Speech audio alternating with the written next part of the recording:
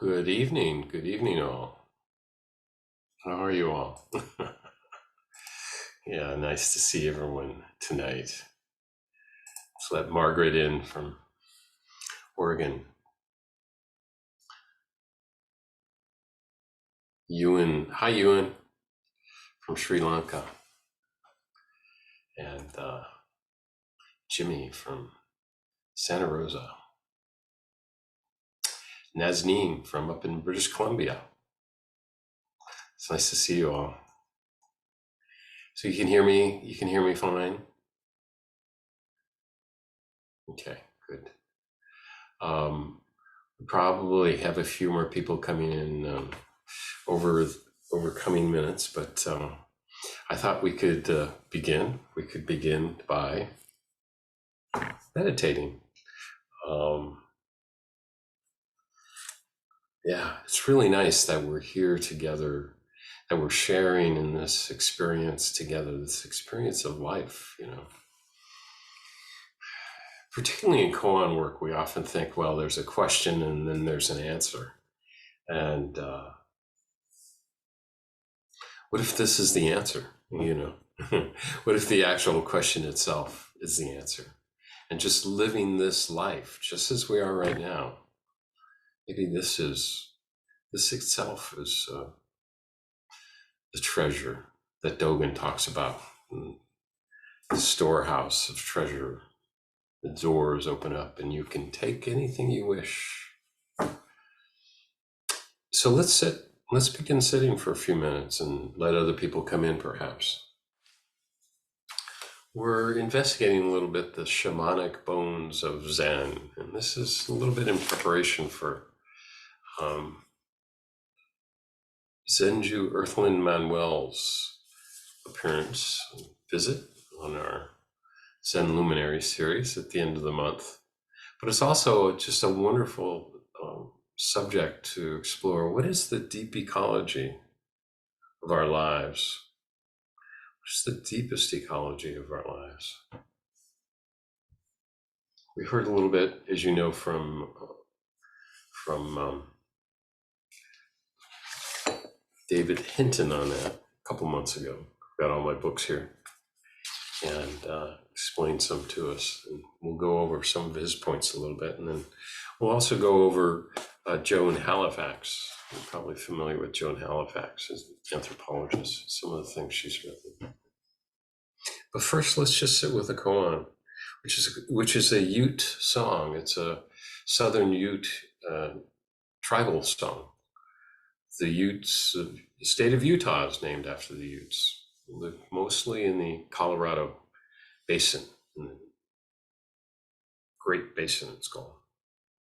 In our bones is the rock itself, in our blood is the river.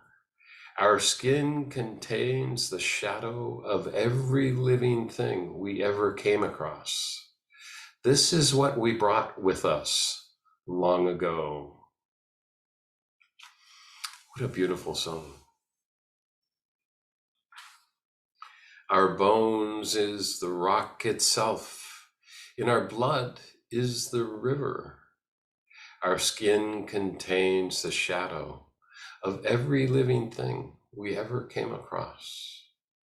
This is what we brought with us long ago. It's so nice to come together and support each other like this. And we think that we're practicing our practice, and we can't help but think that our practice is separate from other people's practice. We can't help but think that our life is separate from other people's life. But the great thing about practice, right, is that we realize more and more that our practice is not separate from other people's practice. And our lives are not separate from other people's lives. And our lives are not separate from the universe, right? Let me read those two poems again, briefly. In our bones is the rock itself, goes the Ute tribal song. and our blood is the river, and our skin contains the shadow of every living thing we ever came across. This is what we brought with us long ago. That sounds an awful lot like before thinking good or evil. What is your original face before your parents were born? And Dogen Zenji, I have clearly realized mind is mind, right? Mind is nothing but the mountains, the rivers, and the great earth. Nothing but the sun and the moon and the stars. So how did Dogen Zenji realize himself, his mind, his great mind? It was through the sun and the moon and the stars. It was through deepest ecology, right?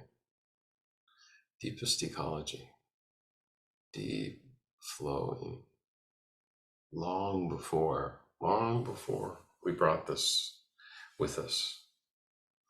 And this has really been around Buddhism for a long time. In fact, legend has it that Shakyamuni Buddha, after sitting for 6 days, when he was being harassed by the demon Mara and all of Mara's beautiful daughters trying to seduce him and all of Mara's armies trying to fight him, that he reached down with his hand and he touched the earth. And some legend has that he called on the Earth Mother, on Gaia in Greek, right? He called on the Earth Mother to bear witness, to save him, in essence, to take refuge in the Earth Mother. And there's this quality in, as we can see in this poetry in Zen and just in our practice, so we feel it in our practice, this deepest ecology, that we're not separate from all things.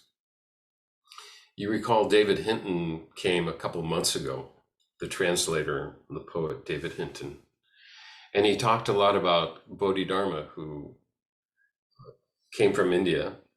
Story has it, he came from India just before 500 AD, and he brought with him Zen meditation practice. But what Hinton believes, when you read Bodhidharma's writings and you look at the record, is that Bodhidharma's teachings actually were not Buddhist at all, that they were actually Taoist. But Bodhidharma was essentially a Taoist with slight Buddhist leanings. And that Taoism, Tao is the way, right? So the Chinese character for Tao is path or way. That Taoism came from deep Paleolithic culture. In fact, Hinton believes that this Paleolithic stream came through Chinese culture, even to present day, even to Zen. And we talked about how the Zen beats, some of the essays in the late 40s were given credit, amazingly so, for providing an alternative to the kind of environmental destruction that we're seeing now. And of course, Gary Snyder was one of those, and we'll hear of him in just a little while. But what Hinton says is that this Paleolithic culture started to go away in about 2000 BC in China, in the Shang culture. And they started to develop monotheism and sort of a god king, and somehow it flipped. And he thinks it has an awful lot to do with the Chinese language, that the pictographic Chinese language made it possible for poets and artists to stay close to their deep ecological roots. And so when you have a character of mountain, it's actual represents mountain. When you have character for water, it actually represents water. It's not an idea of water, it's water itself. Cloud, same way, right? Cloud. So these poets were able to preserve this deep Paleolithic culture. He says that, thus, unlike the Paleolithic model,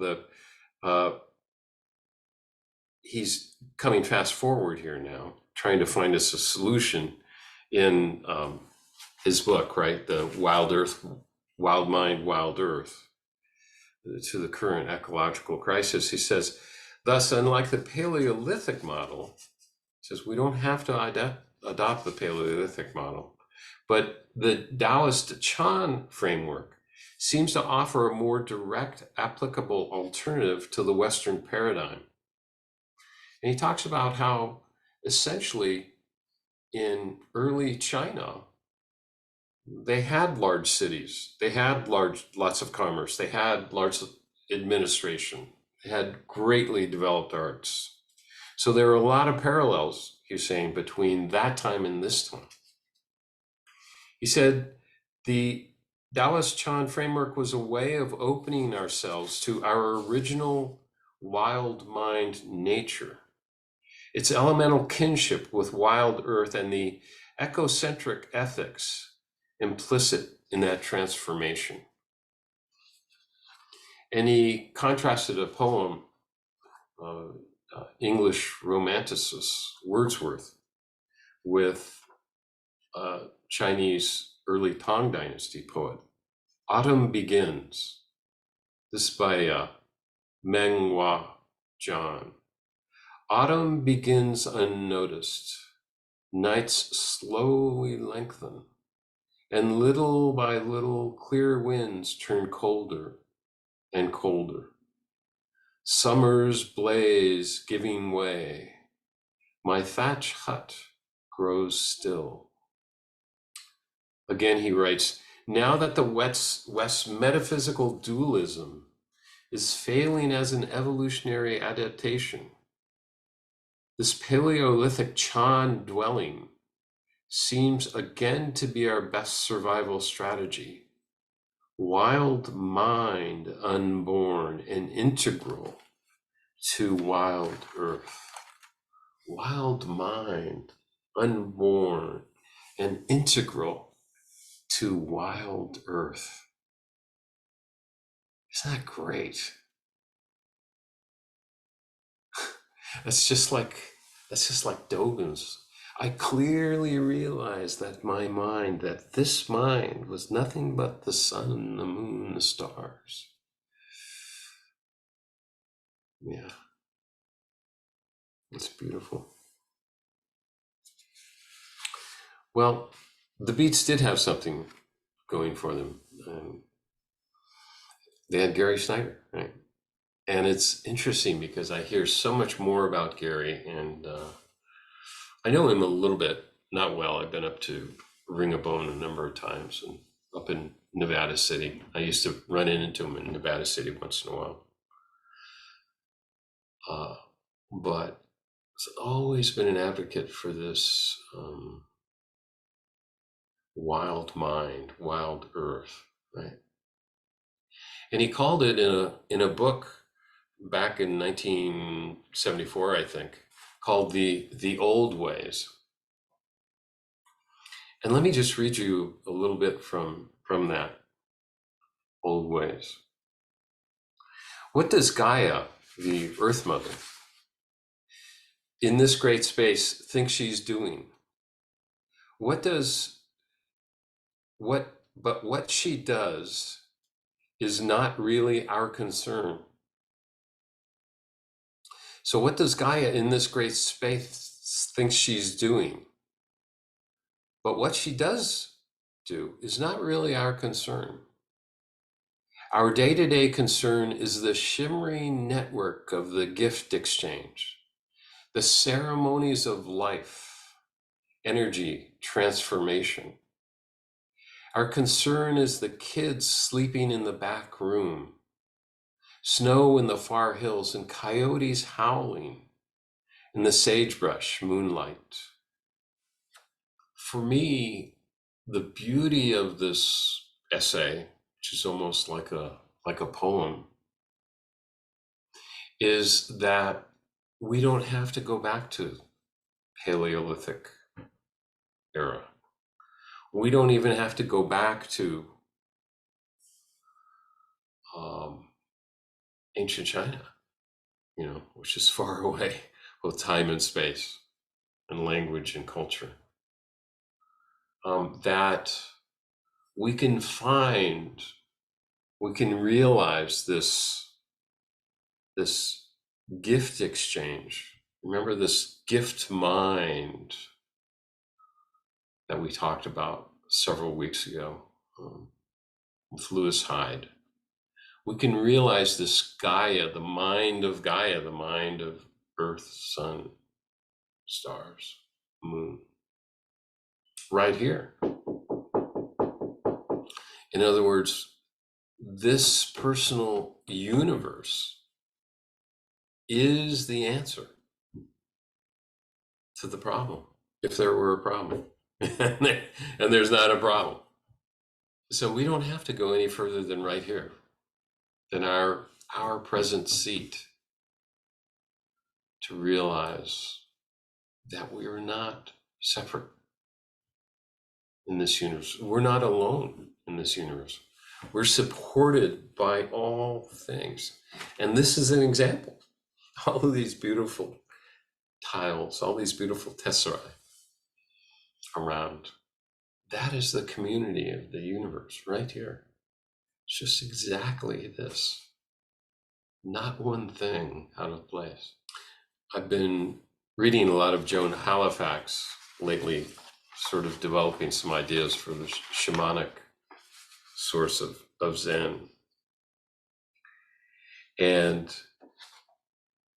she's done a tremendous job in, as you probably know, as an anthropologist and traveling around the world. She's got several books out, not only this one, her earliest one, which was Shamanic Voices, but also another one, The Fruitful Darkness, A Journey through Buddhist Practice and Tribal Wisdom. And not shockingly, she's found that, the Neolithic cultures, North America, South America, held a lot of this Gaia mind, this one mind, this Earth Mother mind, sense of self and other, not to, which is what we realize in meditation. And she's just got some tremendous storyteller all around, the world, traveling through the Himalayas and through South America. She did a lot of peyote, and I don't know if she did ayahuasca, but she did some of these, and she's succeeded Thich Nhat Hanh, Bernie Glassman, and she's runs Upaya Zen Center, as you well know, in New Mexico now. She quotes a shaman that she followed in southern Mexico.